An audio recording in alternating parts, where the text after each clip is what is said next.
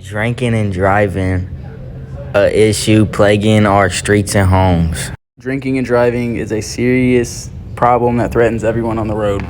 About 112 million times a year, U.S. adults drink too much and get behind the wheel. The number of drinking and driving episodes have been decreasing, but the danger is still very real. Crashes involving alcohol-impaired drivers kill nearly 11,000 people each year. If you're drinking, designate a non-drinking driver before you start. Call a cab or get a ride home. Never let your friends drink and drive. Even if you don't drink and drive, always wear your seatbelt and encourage everyone else in your car to buckle up too. Seatbelts reduce the risk of serious injuries and death in a crash by 50%. Remember, driving drunk is never okay. Choose not to drink and drive and help others do the same. And that's what this podcast is about. How we can better our community and reduce the amount of drinking and driving on our roads. Although people know the risk of drinking and driving, some people do it anyway.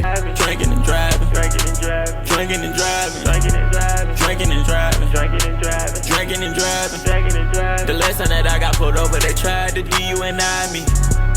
We have a couple of ways we know would help us reduce this risk. Our first idea is to raise the alcohol pricing.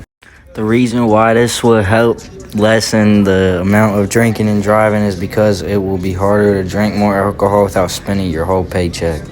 But drinking can still be a fun activity, and we don't want the people who responsibly drink to have to spend so much money, which is why we have a couple other ideas. Another idea we have is to use key cards with numbers on them that correspond to the numbers on a key rack.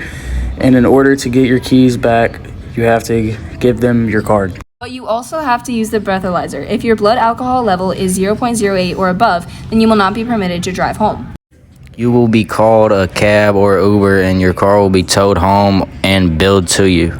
This will be effective because the guests who are not sober will get home without endangering themselves or anyone else. We know this system would work very well, and this will help reduce the amount of drinking and driving on our roads. We also know that our solution would ensure everyone's safety and wellness, not allowing drunk drivers on the road and making sure they are cared for too. Drinking and driving, don't do it!